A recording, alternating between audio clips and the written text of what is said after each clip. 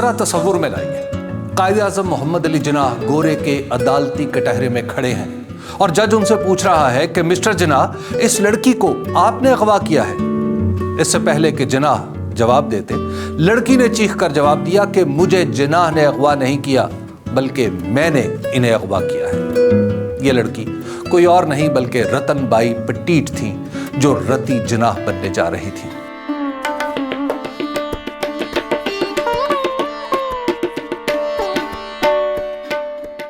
रति जिन्नाह या रतन बाई सिर्फ 29 साल की जिंदगी जी, लेकिन आज लगभग 100 बरस बाद भी उनकी कायदे आज़म मोहम्मद अली जिन्नाह से मोहब्बत की कहानी मुत्तहिदा हिंदुस्तान की तारीख का अहम बाब है। रति इंडिया के एक अमीर कबीर बाप की बेटी थी।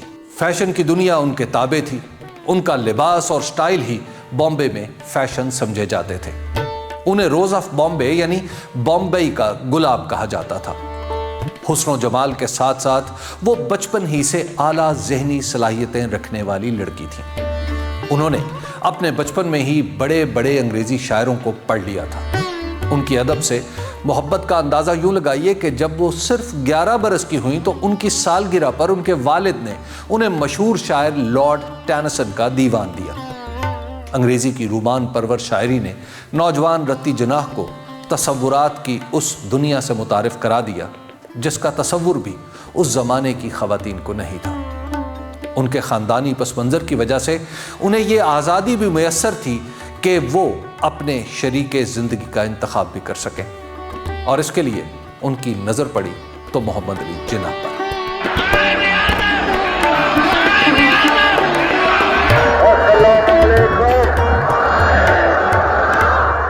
रति का असल नाम रतन बाई पटीट था, मगर वो रति पटीट कहलाती थी। उन्होंने बॉम्बे की आला सोसाइटी में मोहम्मद अली जिन्नाह के किस्से सुन रखे थे, मगर बाकायदा मुलाकात कभी ना हुई थी। गालिबन इन्हीं किस्सों की वजह से वो इंडिया की अशराफिया में बातचीत का मौजू बन जाने वाले नामवर वकील मिस्टर जिन्नाह को मिलने की ख्वाहिश रखती थी। ये ख्वाहिश बॉम्बे के एक पारसी डांस पार्टी में पूरी होने जा रही थी।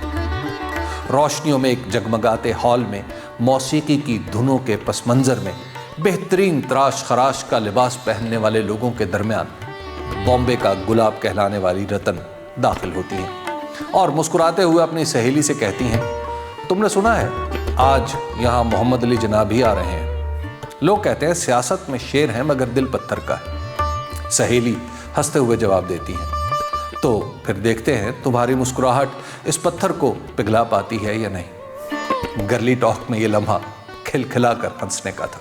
कुछ ही देर में जिन्नाह साहब दाखिल होते हैं, सूट टाई नफीस शख्सियत। वो सबसे मिल रहे हैं। रति उनके पास जाकर कहती हैं, मिस्टर जिन्नाह, आपकी तकरीरें तो पूरे शहर में मशहूर हैं, मगर आज पहली बार आपको इतने करीब से देखा है। जिन्नाह हल्की सी मुस्कुराहट के साथ जवाब देते हैं, मोहतरमा, अगर तकरीरें सुनने का शौक़ है तो कभी लेजिस्लेटिव काउंसिल में तशरीफ़ लाइए, वहाँ ज़्यादा असर होगा। अगर आप दावत दें तो ज़रूर आऊँगी। ये रति का जवाब था। 40 बरस के जिन्नाह को 16 बरस की रति के साथ इस खुशगवार गुफ्तगू में बहुत कुछ दिखाई दे रहा होगा। उन्होंने कुछ सोचकर कहा, दावत तो दे सकता हूँ मगर वहाँ सियासत के सिवा कुछ नहीं, और ख़ास तौर पर रोमानवियत के लिए जगह तो बहुत ही कम है। इस पर रति मुस्कुराकर कहती हैं, शायद मुझे यही जगह बढ़ाना होगी। यह सरसरी सी मुलाकात आगे चलकर एक ऐसी दास्तान में ढली जो कुछ अरसे के लिए हिंदुस्तान का अहम तरीन समाजी और सियासी मौजू बन गई। रति पटीट मोहम्मद अली जिन्नाह के पारसी दोस्त सर दिनशाह मानिक जी पटीट की बेटी थीं।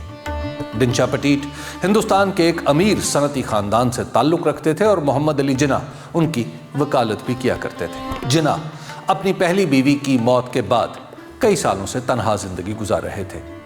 रति के साथ उनकी मुलाकातें बॉम्बे के इलाके मालाबार हिल में वाक़ पटीट ख़ानदान के बहुत बड़े घर में होती थी, जिसका नाम ही पटीट हॉल था। जिन्नाह को रति की ज़हानत ने मुतासिर किया था।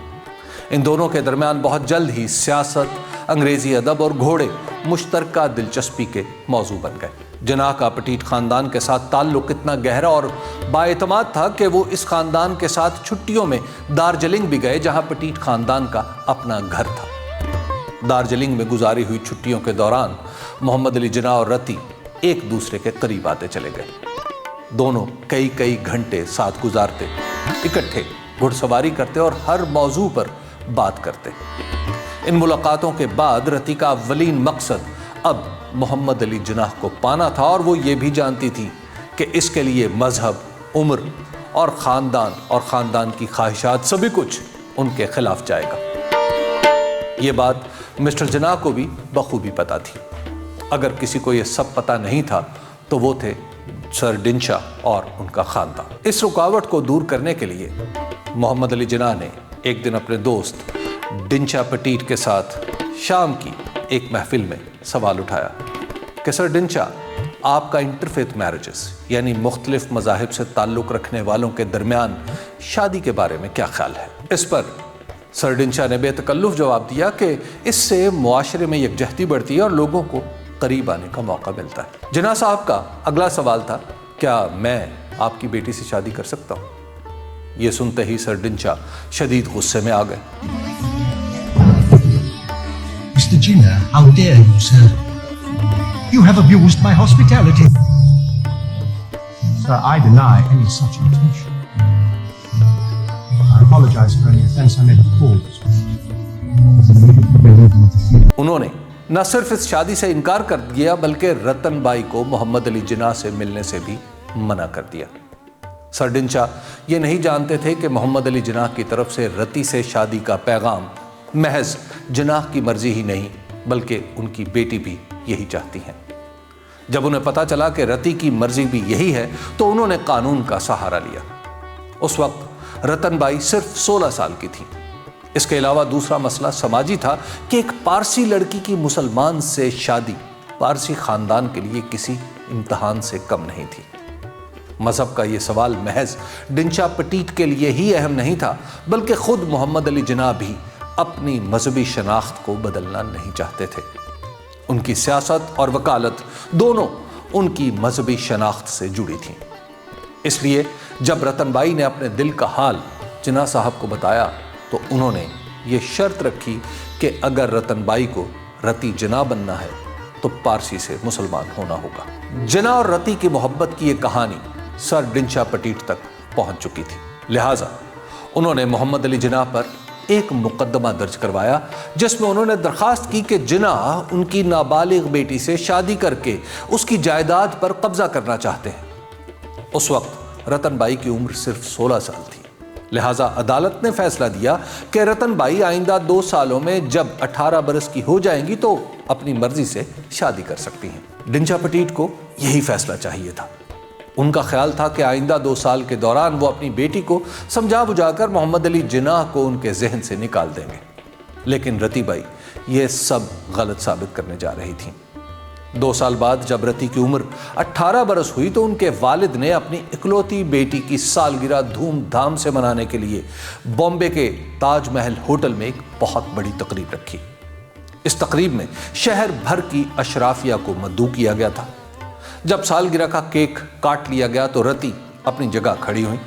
انہوں نے ڈرامائی انداز میں تقریب کے شرکاء کو اپنی طرف متوجہ کیا اور بولیں، میں نے مسٹر جناح سے شادی کا فیصلہ کر لیا ہے۔ مجھے امید ہے آپ سب ہمارے لیے خوش رہنے کی دعا کریں گے۔ رتی کا یہ اعلان بامبے میں کسی دھماکے سے کم نہیں تھا۔ ان کے اس اعلان کے بعد ان کے خاندان نے ان سے قطع تعلق کرنے کی دھمکی بھی دی، مگر رتی اپنے فیصلے پر ڈٹی رہیں۔ 20 فروری 1918 میں اپنی 18ویں سالگرہ کے چند ہفتے بعد ہی انہوں نے اسلام قبول کر کے محمد علی جناح سے شادی کر لی۔ رتی بائی کا محمد علی جناح سے شادی کے لیے اسلام قبول کرنا بھی ایک دلچسپ واقعہ ہے۔ مسئلہ یہ تھا کہ جناح خود اپنے لیے کسی خاص مسلک کو چننا نہیں چاہتے تھے۔ انہیں اب یہ فیصلہ کرنا تھا کہ رتن بائی کو مسلمان کروانے کے لیے کس مسلک کے عالم سے ملوایا جائے۔ جناح صاحب اپنے خاندانی اسماعیلی مسلک کو بھی 17 سال پہلے چھوڑ چکے تھے، اور یہی وجہ تھی کہ سر آغا خان سوم کی والدہ لیڈی شمس علی شاہ نے رتن بائی کو اپنی جماعت میں شامل کرنے سے انکار کر دیا تھا۔ یہ وہی لیڈی شمس تھیں جنہوں نے 41 سال پہلے قائد کی پیدائش پر محمد علی جناح کا نام رکھا تھا۔ रति के कबूल इस्लाम का मसला उलझा तो जिनाह की बहन मरियम के दामाद रजब अली इब्राहिम बाटली वाला काम आए। उन्होंने अपने असर रसूख से शिया उलमा से राब्ता किया और इस तरह 19 अप्रैल 1918 बरोज जुमा जिनाह और रति का निकाह पढ़ाया गया, जबकि इससे एक दिन पहले ही इन दोनों को शिया असनाशरी जमात का हिस्सा बनाया गया था। चंद राय के मुताबिक मोहम्मद अली जिन्ना और रति का पहला निकाह सुन्नी आलिम मौलाना नज़ीर अहमद खुजंदी ने पढ़ाया था। नज़ीर अहमद खुजंदी पाकिस्तान के मारूफ सियासतदान और आलिम मौलाना शाह अहमद नूरानी के मामू थे। निकाह की इस तकरीब के लिए रति जिन्ना खुफिया तौर पर अपने घर से निकली और जिन्ना साहब के दोस्त उमर सुबहानी के साथ मस्जिद पहुंची। डिंचा पटीट खानदान, जो पारसी मजहब की एक तकरीब के लिए बाहर गया हुआ था, ये नहीं जानता था कि वो जिस रतन बाई को छोड़ कर गए थे वो अब मरियम बीबी बन चुकी थी। उनके निकाह की रजिस्ट्रेशन पाला वाली गली की मस्जिद में करवाई गई। निकाह नामे के मुताबिक 1000 रुपये हक़्क़े महर लिखा गया, जबकि कायदे आज़म ने मुंह दिखाई के तौर पर उस जमाने में अपनी मनकूहा को 1.25 लाख रुपए तोहफे में दिए। निकाह के वक्त जब दुल्हा ने दुल्हन को अंगूठी पहनाना थी तो पता चला कि दूल्हा यानी कायदे आज़म अपनी मसरूफियात की वजह से अंगूठी नहीं ला सके। ऐसे में राजा साहब महमूदाबाद ने अपनी हीरे की अंगूठी जिन्ना साहब को दी कि वो अपनी बेगम यानी रति जिन्ना को पहना सके। जुमे के दिन निकाह रखने में यह मसलहत भी थी कि अगले 2 दिन के लिए अदालतें बंद थीं और रति जिन्ना के वालिद पीर से पहले कोई कानूनी कार्रवाई नहीं कर सकते थे। इस शादी के बारे में सर डिंचा को अगली सुबह पता चला जब नाश्ते की टेबल पर उन्होंने अखबार खोला। अखबारात में रति बाई के इस्लाम कबूल करने की खबर नुमाया थी, जबकि जिन्ना से शादी की बात को खबर की तफसीलात में दिया गया था। लगभग सारे अखबारात इस खबर को छाप चुके थे, लेकिन अखबारात में जिन्ना से शादी वाला उनसर थोड़ा नीचे और एक पारसी लड़की का कबूल इस्लाम सुर्खियों में नुमाया था, क्योंकि उस दौर में पारसी कम्युनिटी बहुत अमीर कबीर और बड़ा असर रसूख रखने वाली थी। लिहाजा सर डिंचा चंद दिन गम गुस्से में रहे, लेकिन हार न मानी और एक बार फिर अदालत का दरवाज़ा खटखटा दिया और दरख्वास्त की कि जिन्ना साहब ने मेरी बेटी को अगवा किया है और वो मेरी बेटी से शादी करके मेरी दौलत हथियाना चाहते हैं। अदालत लग गई, कायदे आज़म को बुला लिया गया और वो भी गुस्से में थे, लेकिन इस बात पर नहीं कि सर डिंचा ने उन पर अपनी बेटी के अगवा का मुकदमा कर दिया है, बल्कि इस छोटी और घटिया दरख्वास्त पर उन्हें एतराज़ था कि मैं यानी जिन्ना साहब पटीट ख़ानदान से कोई दौलत बटोरना चाहते हैं। लिहाजा अदालत में जज ने जिन्ना साहब से पूछा कि क्या आपने रति बाई को अगवा किया है, जिसका जवाब फौरी तौर पर रतन बाई ने खुद दिया कि नहीं, मिस्टर जिन्ना ने मुझे अगवा नहीं किया, बल्कि मैंने उन्हें अगवा किया है। इस पर कायदे आज़म ने रति जिन्ना को एक हल्की सी मुस्कुराहट के साथ चीयर अप किया और सबके बीच रतन बाई की ये अदा जिन्ना साहब को फतह कर गई। रति का ये जुमला अदालत का फैसला और सर डिंचा पटीट की शिकस्त हो गया। इसके बाद सर डिंचा पटीट ने अपनी बेटी से कतई ताल्लुक कर लिया और रति जिन्ना अपने वालिदैन के घर से कुछ ही फासले पर मोहम्मद अली जिन्ना के घर मुंतकिल हो गए। रति और जिन्ना की इस दास्तान ने शादी के बाद एक नया मोड़ लिया, जिस पर आइंदा बात हो।